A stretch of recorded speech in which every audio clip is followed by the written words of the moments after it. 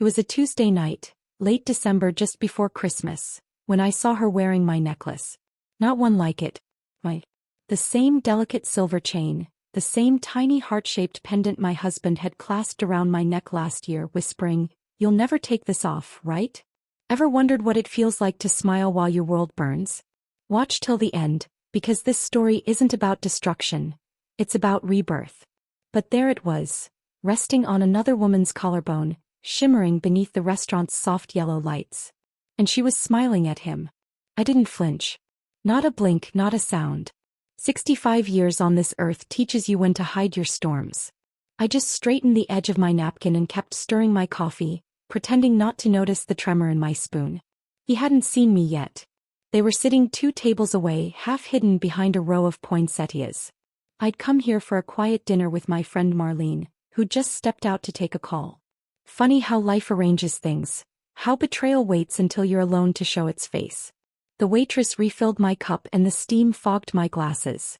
When I wiped them clean, he was laughing, the kind of laugh I hadn't heard from him in years. He leaned across the table, his hand brushing hers, casual, confident, practiced. And then she lifted her hair to show him something on her neck.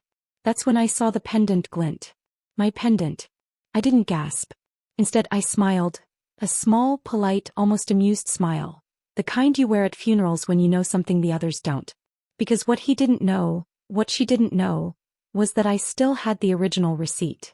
I'd kept it tucked inside a book in my nightstand, along with a note he'd written me that day. The store's engraving service had made a mistake. The date on the receipt was 2 weeks later than our anniversary. I'd always thought it strange. Now it made sense. He bought it twice. The sound of a spoon clinking against porcelain pulled me back. I watched them for another minute, my pulse steady but my stomach tight. She was maybe 30, maybe younger. That eager, hungry look of someone who still believed she'd found love where only convenience lived. When Marlene returned, she saw the look on my face and froze. "You all right, honey?" she whispered. I nodded. "Just tired," I said, setting down my cup. "Could we ask for the check?" I didn't tell her. Not yet. I needed silence first. Outside, the December wind bit through my coat, but I barely felt it. The parking lot was half empty, lined with frosted cars and soft streetlight shadows. I stood by my car, watching through the window as he walked her to hers. He opened the door for her, a gesture he hadn't made for me in years, and she laughed again, tilting her head just so, the pendant catching one last shimmer of light. That image burned into me. I drove home slow. The heater hummed, the Christmas songs on the radio felt like noise. Every red light stretched longer than usual, as if time itself wanted to see how long I could keep pretending. By the time I pulled into our driveway, I already knew I wouldn't confront him tonight. I'd done that before, in younger years when anger ran hot and words came too fast. It never changed him. But this time felt different. This time I wanted the truth, not apologies. When he came home an hour later, smelling faintly of wine and expensive perfume, I was sitting in the living room knitting. I didn't look up when he entered. "You're still awake," he said. "Couldn't sleep." He kissed the top of my head, a habit more out of guilt than affection, and walked toward the kitchen. "Long day at work," he added. "Dinner with the team?" I asked lightly. "Yeah. Planning the holiday party." I smiled at the yarn in my hands. I bet it was festive. He didn't catch the tone. He never did. I watched him go upstairs, whistling softly, off-key, content. The same man who used to forget my birthday but could remember the exact day of his golf tournament. I sat there another hour, listening to the pipes groan as he showered. Then when the house fell silent, I went to the nightstand and pulled out the little blue box. The necklace he'd given me was inside, coiled neatly on the velvet. I lifted it, tracing the small scratch on the back, the one I'd noticed the day he gave it to me. It was how I knew it was mine. Tomorrow I decided I'd visit the jewelry store. Maybe I'd ask a few questions. Maybe I'd get lucky. The next morning dawned pale and cold. He'd already left for work when I came downstairs, his coffee cup still half full on the counter. Typical. I drove into town, the streets quiet under a thin blanket of snow. The jewelry shop sat between a florist and a bakery, its windows filled with glimmering displays. Inside, the air smelled of polish and soft music played, something classical and calm.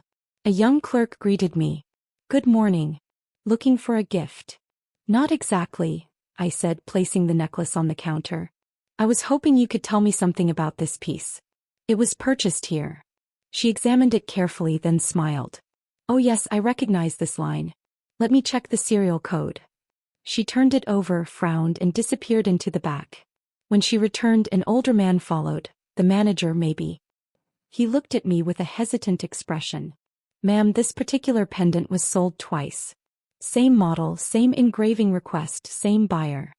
Same buyer, I repeated softly. He nodded. Our records show 2 identical purchases, about 6 months apart. Same man's name.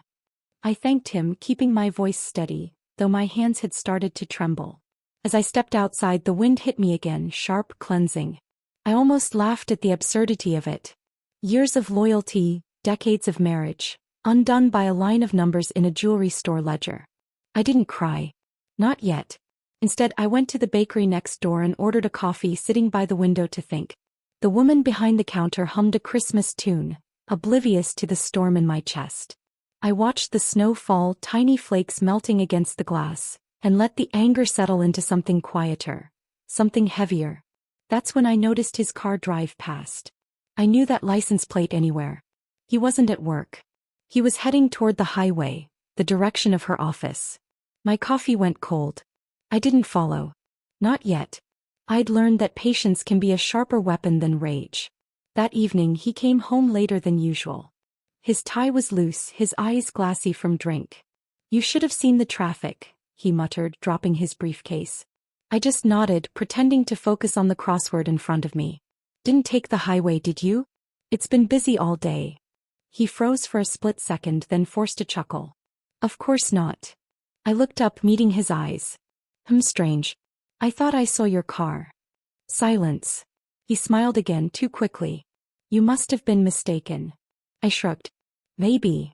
He went upstairs soon after, and I sat there listening to his footsteps fade. My mind replayed every word, every pause. He was slipping. Lies always rot from the inside. I walked to the window and looked out at the snow-covered yard, the soft glow of the streetlight reflecting off the frozen ground. The necklace felt heavy in my pocket, cold metal against warm skin. It wasn't just proof. It was a promise. A promise that he'd finally taught me how to lie too. The days that followed felt unreal. He acted normal, kissed my cheek, asked about dinner, chatted about bills, but every word dripped with distance. I played along, letting him believe I was still the quiet, trusting wife. Inside I was planning. Not for revenge, not yet, for understanding. For confirmation. One evening, while folding laundry, I found a hotel receipt in his coat pocket. 2 guests. 1 room. Paid in cash. That night I didn't sleep. I lay awake, staring at the ceiling, listening to his steady breathing beside me. He looked peaceful, unaware that the world he'd built on lies was already cracking. I turned my head, studying the faint light of the alarm clock. 2:47 a.m. The house was silent except for the faint hum of the heater. I felt strangely calm, as if a decision had already been made somewhere deep inside me. By morning I would know exactly what to do. But first I needed to see her up close. So when Thursday came, I visited his office. I brought cookies for the staff, smiling like any polite wife dropping by before the holidays. They adored me. I'd baked for every birthday, every farewell. And that's when she walked out of his office, holding a file, laughing. The pendant. My pendant. Catching the morning light again. Our eyes met for just a second. Hers were bright, confident, untouched by guilt. Hi, she said warmly. You must be Mrs. Thompson. I smiled back, calm as glass. Yes, I replied softly. And you must be Anna. Her smile faltered only for a breath, but I saw it. That flicker of panic. I reached out, brushing the pendant lightly with my fingers as if admiring it. Lovely necklace, I murmured. Where did you get it? She hesitated. Oh, it was a gift. I nodded, letting the silence linger just long enough to make her uncomfortable. Then I turned to leave, still smiling. Behind me I heard her exhale, quick and shaky. Outside, the winter air hit my face like truth. My hands weren't trembling anymore. Now I had her name, her voice, her fear. And he had no idea what was coming next. To be continued. The cold wind followed me all the way home that afternoon, but I didn't mind. It reminded me I was still alive, still capable of feeling something other than disbelief. I had her name now, her face, her fear. And that was enough to start. When I stepped into the house, everything looked exactly the same. His shoes by the door. The faint smell of his aftershave drifting from upstairs. The clock ticking the same rhythm it had for years. But now the house felt smaller, like the walls knew his secrets too. He was still at work when I began tidying the kitchen. My hands moved automatically, rinsing plates, folding towels, wiping the counter that didn't really need wiping. Gave me time to think. Every movement, every little sound, the hum of the refrigerator, the soft clink of dishes, settled me. I needed calm if I was going to do this right. By the time he came home, I had already made dinner. Roast chicken, mashed potatoes, peas. Simple, familiar, comforting. He smiled when he saw the table set. "You didn't have to go all out," he said, loosening his tie. "Oh, it's nothing," I replied. "You work so hard. You deserve a nice meal." He kissed my cheek. I let him. I even laughed when he told some story about a coworker's bad haircut. It was easier than I expected, pretending. After all, I'd done it for years without realizing it. Later, when he fell asleep in front of the TV, I slipped his phone off the table. My heart thudded like I was a teenager doing something wrong. But I wasn't the one lying. I told myself that over and over as I opened the messages. There she was, Anna.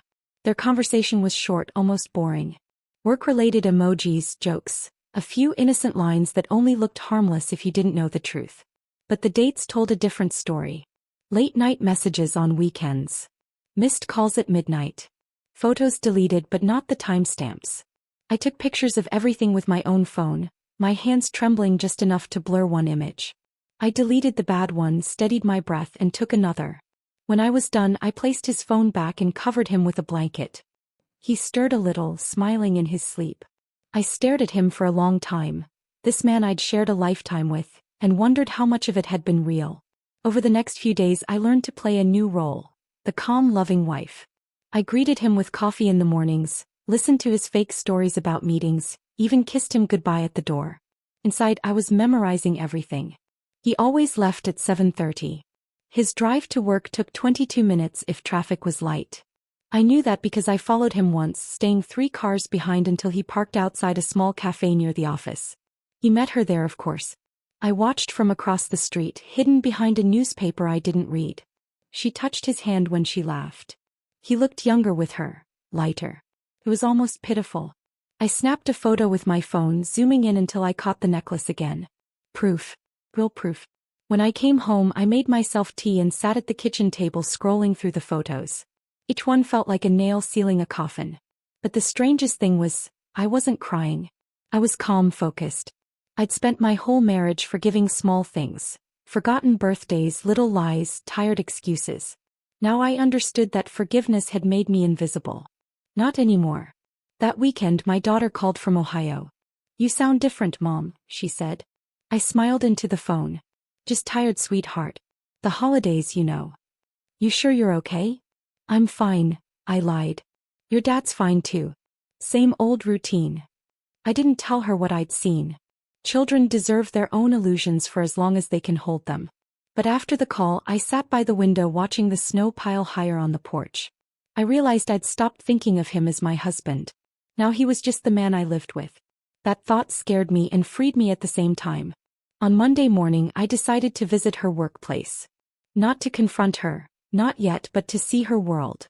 It was a small real estate office near downtown, all glass doors and motivational posters. I walked in pretending to be a potential client, asking about property listings. She recognized me immediately, though she tried to hide it. "Oh, Mrs. Thompson, right?" Her voice trembled just enough to betray her nerves. "That's right," I said pleasantly. "I'm looking for something smaller. Maybe a place just for me." Her smile stiffened. "Just for you?" "Yes. My husband and I are considering some changes."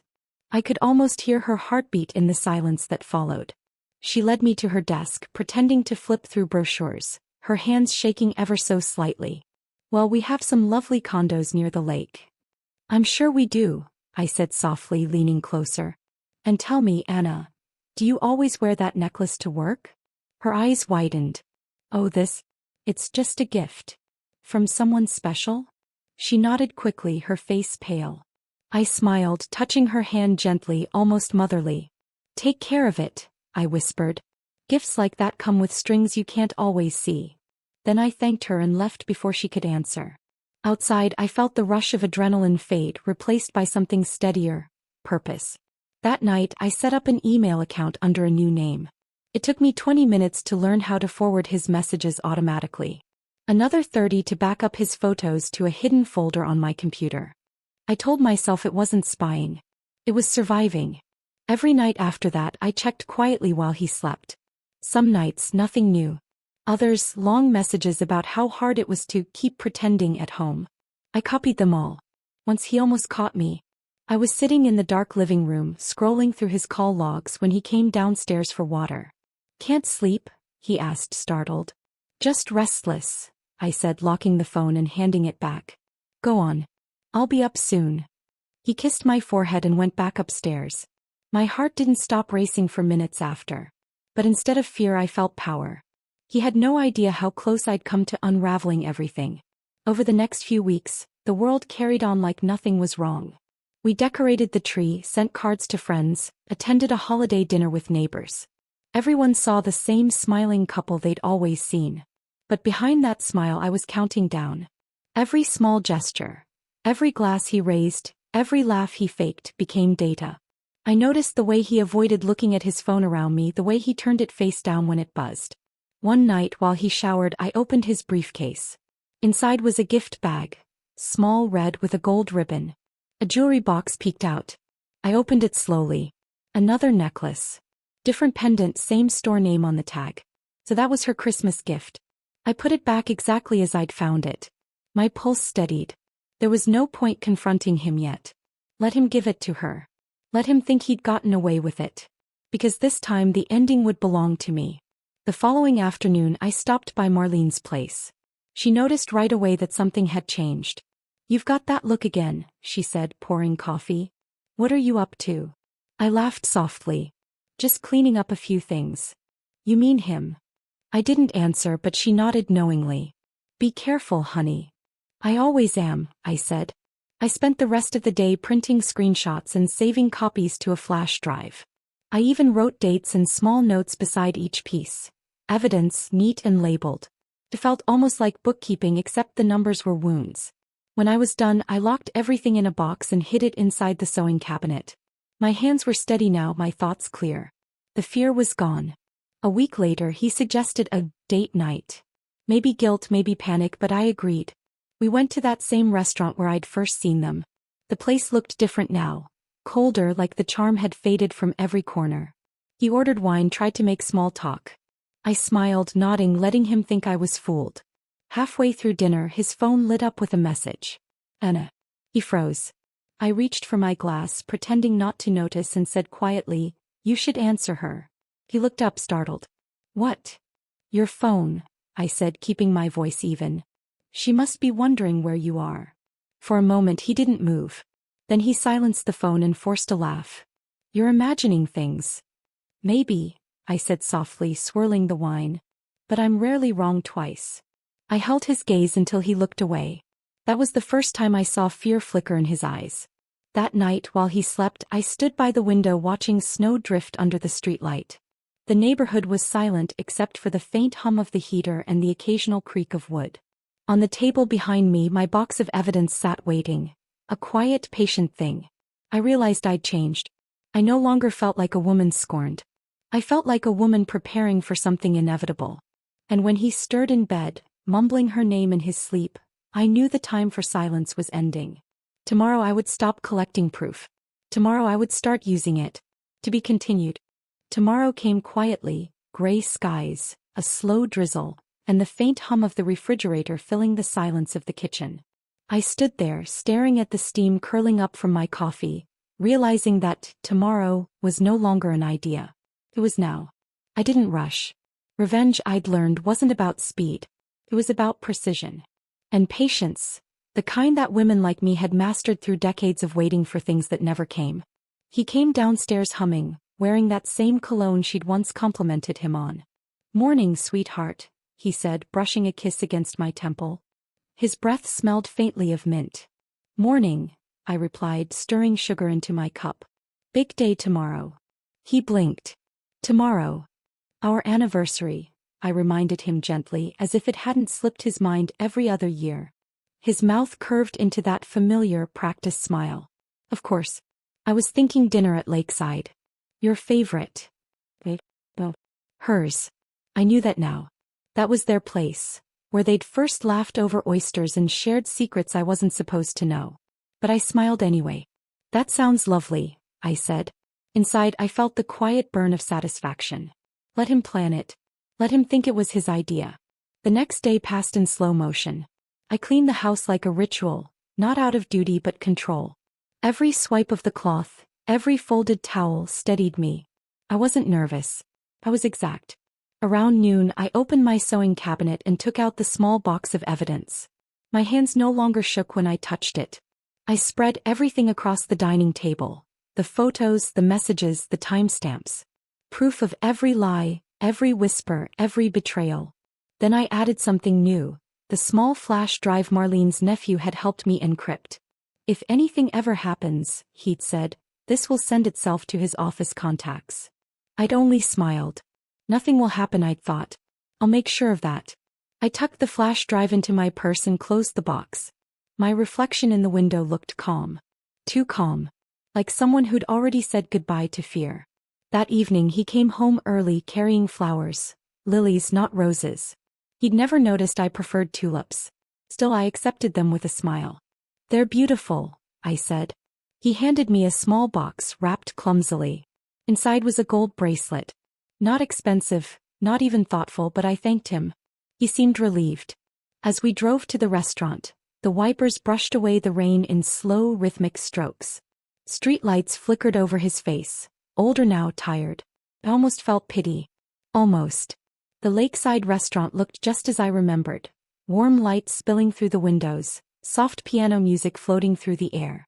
He reached for my hand as we walked in and I let him. The maitre d' recognized us, greeting him first. That told me enough. We sat by the window overlooking the dark water. Candles flickered, their glow softening every edge.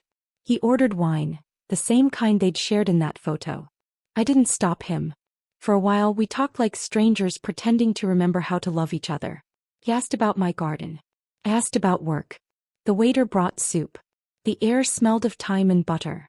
Everything looked so ordinary, which somehow made it perfect. Then his phone buzzed.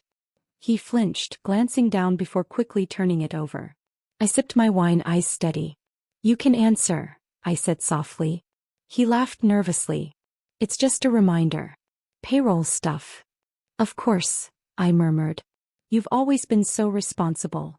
He smiled, but it didn't reach his eyes. As the waiter cleared our plates, I reached into my purse and placed a small envelope on the table. What's this? He asked, frowning. An anniversary gift, I said. He chuckled. You didn't have to. Open it, I interrupted. He hesitated, then tore the flap. Inside were photographs, printed copies of the ones I'd taken. His hand froze midair as he flipped through them. Him and Anna at the cafe, her necklace glinting in the sunlight, the time stamps like little ghosts in the corners. Color drained from his face. Where did you? Gathered them, I said, smiling. While you slept. While you lied. While I learned how to smile. He looked around, panic flickering in his eyes. Can we talk about this at home? I leaned forward, voice low. We're talking. Right here. On our anniversary.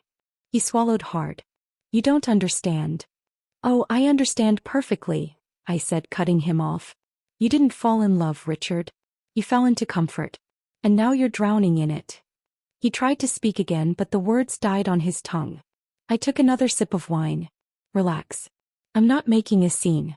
I just wanted to look you in the eye when I told you I'm done pretending. His hand trembled slightly as he reached for his glass. What do you want, Margaret? The sound of my name on his lips felt strange. Heavy. I want peace, I said. And you'll give it to me. The waiter came by then, smiling politely. Would you like dessert? I smiled up at him. Yes. The chocolate soufflé, please. Richard looked at me like I'd lost my mind. You're ordering dessert? Why not? I said calmly. It's our anniversary. He stared at me for a long moment before slumping back in his chair. The silence between us was thick enough to choke on. When the dessert came, I took my time. The soufflé was warm, rich, perfect. Do you know what I realized? I asked, breaking the silence. Betrayal doesn't hurt most when it happens. It hurts when you realize how normal it felt all along. He rubbed his forehead. Margaret, please. No, I said softly. You had your turn. This one's mine. I pulled another envelope from my purse and set it beside his plate. Inside that, I continued, is a letter addressed to your boss, along with a few selected screenshots. If you ever lie to me again, that letter finds its way to his desk. He stared at it horrified. You wouldn't. I smiled, tilting my head. Try me. For the first time in years, I saw real fear in his eyes. Not anger, not annoyance, but fear. It didn't bring me joy exactly. His closure.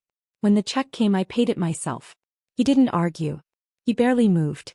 As we left the restaurant, the rain had stopped, but the pavement glistened under the streetlights. I walked a step ahead of him, heels clicking against the wet stone. My reflection in the glass door looked taller somehow. Straighter.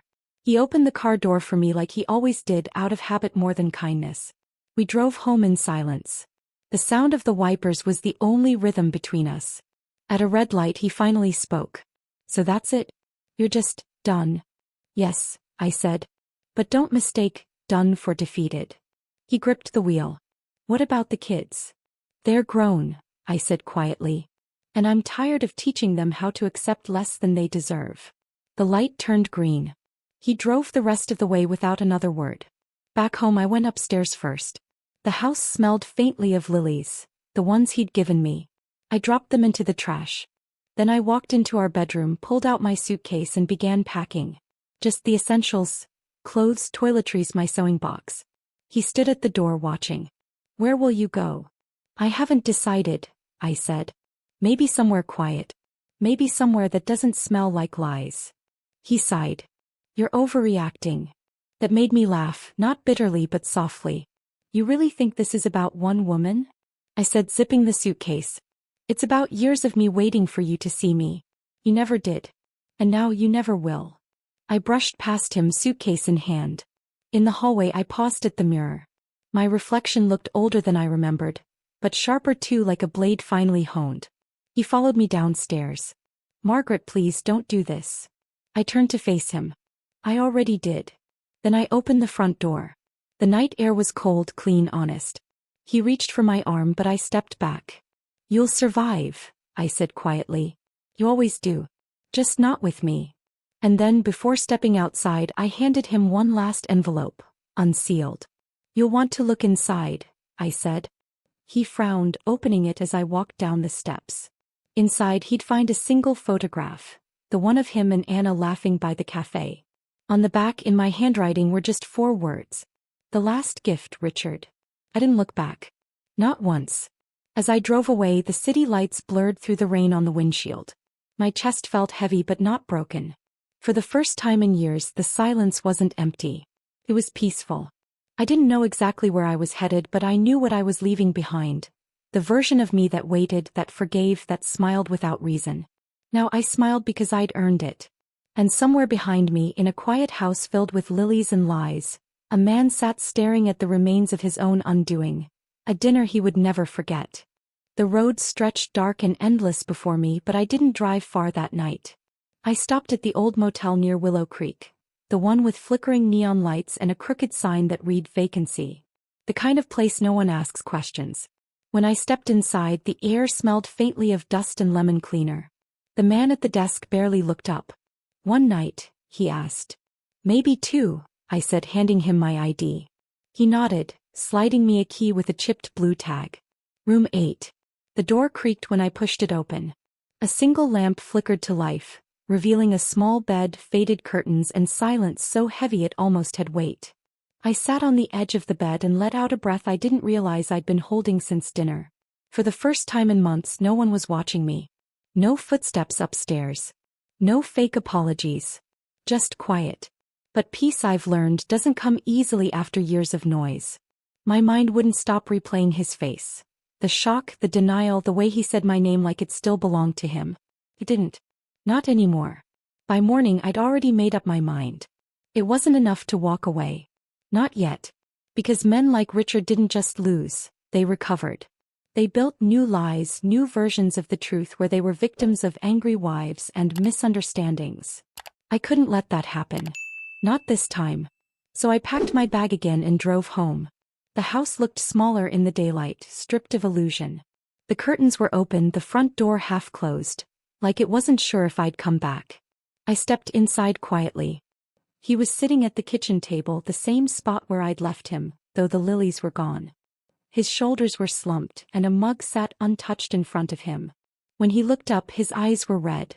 "You left," he said simply. "I did," I replied. "I thought you'd come back to talk." "I didn't come to talk," I said. "I came to end things properly." He frowned. "End things?" I placed the manila envelope on the table. "Divorce papers. Already signed. You just need to add your name." His jaw tightened. "You've been planning this?" "For a while." He rubbed his temples. "Margaret, we can fix this." "No," I said quietly, cutting him off. "You can't fix what you didn't think was broken." He stood pacing. "You don't understand what I was going through. I felt invisible, like what?" I snapped. "Like the woman who raised your children wasn't enough? Like the life you built was too quiet, too ordinary?" He flinched. "I made mistakes." "Don't call them mistakes," I said sharply. "You chose them." Silence fell heavy between us. I could hear the refrigerator hum, the faint ticking of the kitchen clock. Then he sighed. "What do you want me to do?" "Sign it," I said. "Then pack." He didn't move. "And if I don't?" I looked him straight in the eye. "Then that letter to your boss doesn't stay sealed." It got him. His face turned pale. "You wouldn't ruin my career." I smiled faintly. "You ruined our marriage. Seems fair to balance the scales." He stared at me for a long time, then looked away. His hands trembled slightly as he picked up the pen. The sound of it scratching across the paper was soft, almost tender. When he was done, I took the envelope, slipped it into my bag and said, "Now we're finished." But he didn't let it go that easily. The next few days blurred together. I stayed with my friend Ellen across town. She didn't ask many questions, just poured me tea and let me sleep on her couch. She'd been through her own heartbreak once, decades ago. Maybe that's why she understood the silence between my words. On the third morning, she came in holding her phone. "He's calling," she said. "Again." I sighed. "Let it ring." "He sounds desperate." "Good," I muttered, taking a sip of tea. But when the third voicemail came through, I listened. "Margaret, please. They fired me. Someone sent those pictures to the board. I know it was you. I just need to talk." I stopped the recording. My stomach tightened. I hadn't sent anything, not yet. Someone else had. For a moment, panic flickered through me. Had the automated email triggered somehow? Or worse, had Anna done it herself? I checked my purse, pulling out the flash drive. Still there. Untouched. So who sent it? I didn't have an answer, but I had a feeling this wasn't over. That afternoon, I drove back to the house again. Not because I wanted to see him, but because I needed to know how bad the fallout was. When I pulled up, the driveway was empty except for his old sedan. The garden I used to tend looked wild, unkempt. He opened the door before I could knock. It looked hollow. "They let me go," he said. 30 years. Gone. I didn't respond. He stepped aside. "You might as well come in." Inside, the house smelled stale. Papers littered the counter and his phone buzzed again. Unread messages piling up. "Was it worth it?" he asked quietly. "All this?" I turned to him.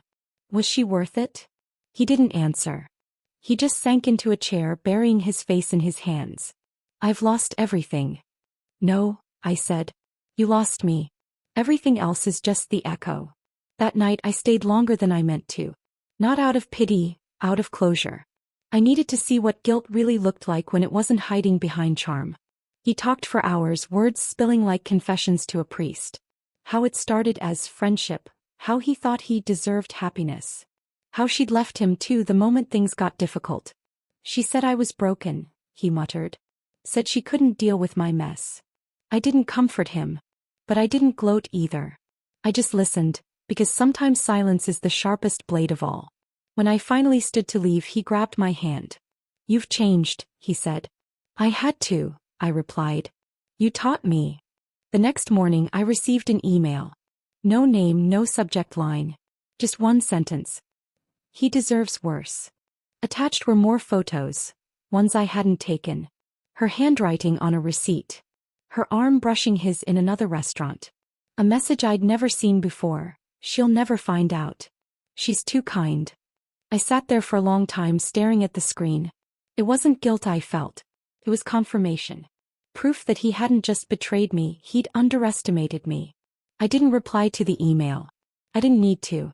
By noon I'd mailed the divorce papers to my lawyer. By evening I'd called the realtor. By midnight I'd made a quiet little post online. A subtle one. Just a single quote that read, "Some endings are the only kind of mercy left." 2 days later, Ellen told me she'd heard through the grapevine that Anna had been fired too. Apparently the company didn't like scandal. "Guess they both fell together," Ellen said. I smiled faintly. Gravity has good aim. But inside I didn't feel triumphant. Still. Because I realized something then. My revenge wasn't about ruining them. It was about freeing myself. And yet something in me knew it wasn't quite over. Not yet. Because even after he lost everything, the job, the mistress, the house, Richard still called. Still tried to find the version of me that would forgive him. And one night as I sat in the quiet of Ellen's living room, the phone rang again. I didn't answer at first. But the voicemail that followed made me pause. His voice was broken, almost pleading. "I just want you to know I'm sorry. I can't sleep. I can't eat. I'm not the man I thought I was." For a long moment I just stared at the phone.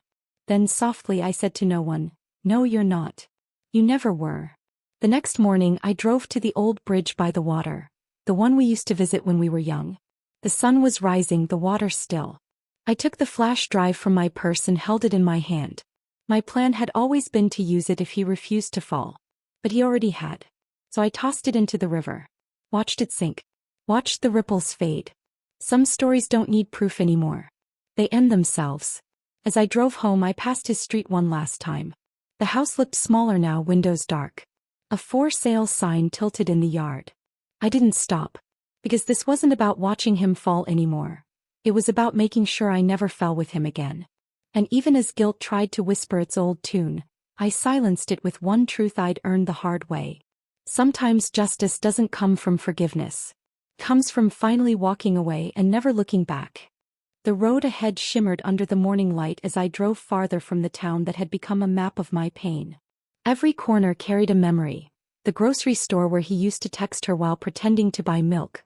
The park bench where I once waited for him, believing lies dressed as promises. Now the air felt lighter. My hands on the steering wheel didn't tremble anymore. For the first time in years I wasn't heading toward someone. I was heading toward myself. I didn't have a plan. I didn't have a destination. But maybe that's what freedom feels like, not knowing and not being afraid of it. I stopped at a diner off the highway, the kind with cracked red booths and the smell of fresh coffee hanging thick in the air. The waitress, a woman about my age, smiled. "Long drive?" she asked. "Longer story," I said. She chuckled, pouring my coffee. "Aren't they all?" Her kindness wasn't much, just a few words, but it reminded me of something I'd forgotten. The world keeps spinning even after your life falls apart. For a while I stayed in a small town 2 hours north. Rented a modest room above a bookstore. The owner, June, was a widow who talked too much but had a heart so big you couldn't help but feel safe near her. She gave me a part-time job organizing shelves, and soon I started finding pieces of myself between the pages of other people's stories. There was comfort in routine. Opening the shop, dusting the counters, hearing the bell ring when a customer came in. I didn't talk much about my past. People assumed I was retired or recently moved. I let them think that. It was easier than explaining that I was rebuilding from ashes no one else could see. Sometimes at night when the town grew quiet, I'd sit by the window with tea and think about Richard. Not out of longing but curiosity. Where was he now? Did he regret it? Did he still blame me as men often do for the fire they started themselves? I didn't know. And for the first time I didn't care. 3 months passed before I heard from him again. It came as a letter, not a call, postmarked from a small apartment in the city. The handwriting was familiar, still neat, still careful. I hesitated before opening it. My heart didn't race. It merely beat slower, like bracing for a storm that couldn't touch me anymore. Margaret, it began. I've been trying to understand what I became. Losing you showed me who I was. I'm sorry. Not because I lost the marriage, because I lost your respect. I don't expect forgiveness. I just wanted to thank you for waking me up. There was no return address, no signature at the bottom. Just that. I folded the letter and slipped it into the back of my journal. It wasn't closure, not really, but it was confirmation that my silence had spoken louder than any revenge ever could. Still, there was one more thing I needed to do. One thing that had been sitting at the back of my mind since the night of that dinner. The box. It was still in the trunk of my car, the one filled with photos, receipts, messages, and pieces of the life I'd dissected to survive. I drove out to the edge of town, where the land opened wide into golden fields and the horizon looked endless. The wind smelled like rain and wild grass. I built a small fire pit with stones and opened the box one last time. Each photograph felt lighter now, no longer evidence, just remnants. I held one up to the light. Him smiling, her laughing, a moment they thought was secret. I almost pitied them. Goodbye, I whispered and dropped it into the flames. The fire crackled softly, eating away at the paper. The smoke rose into the sky like a slow exhale. One by one, I fed the pieces of my past into the blaze. The receipts, the screenshots, even the printed messages that once made my hands shake. And finally, the necklace. Half of it, the broken chain he'd once given her. I watched it glint in the sunlight before tossing it in. It hissed when the metal met heat, curling black and silver. I stood there until the fire died, until there was nothing left but ash.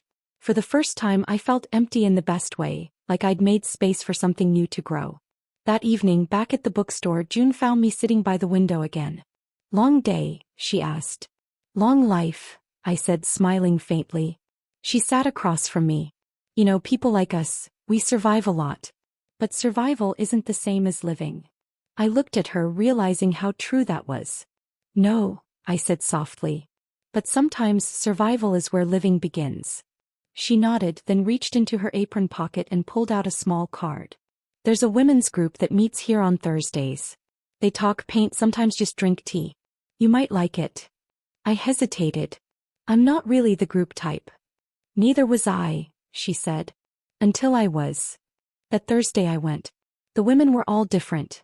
Widows, divorcees, caretakers, some just lonely. They talked about small things at first.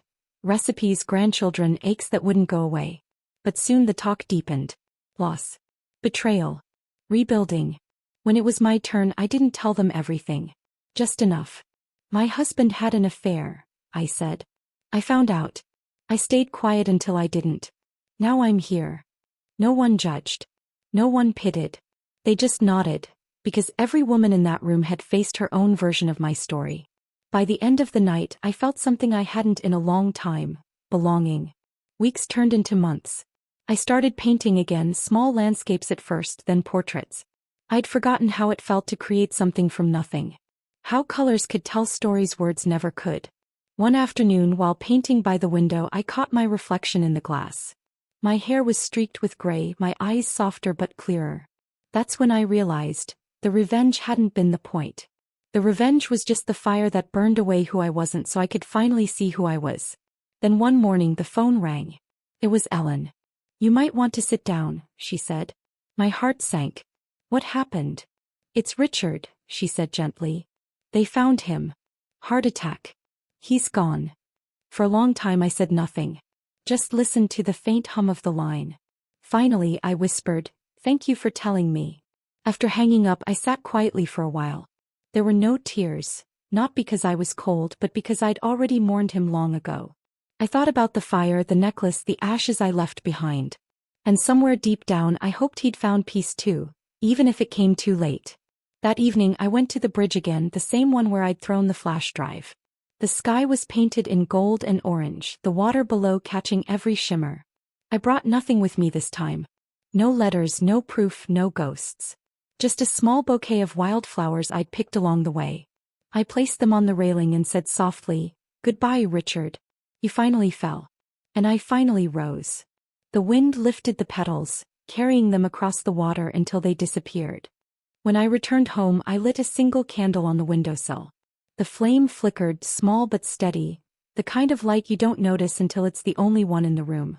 I thought about the women who would come to the bookstore tomorrow, about their laughter, their quiet pain, their strength. I thought about how each of us carried our own fire and how maybe that's what made us survivors. I smiled, realizing something that felt both simple and profound. I hadn't just escaped my past. I had rewritten it. Now, when people ask about my story, I don't talk about betrayal or revenge. I tell them about rebirth. About how losing everything gave me permission to begin again. And sometimes, late at night, I imagine the younger version of me, the one who smiled through lies and silence, sitting across from me now. I'd tell her, "You were always enough. You just needed the fire to see it." As I turned off the lights and headed upstairs, I glanced once more at the flickering candle. The wax had melted low, but the flame still burned, steady and sure. That was me now, not the woman who waited or the one who wept, but the one who endured. The one who learned that revenge doesn't end with someone else's ruin. It ends when you finally stop burning for their sins. I didn't rise from the ashes to be who I was before. I rose to become the woman the fire was meant to forge. If this story touched your heart, or reminded you that silence can be the strongest revenge, don't forget to subscribe. More real, emotional stories of strength and justice await you here.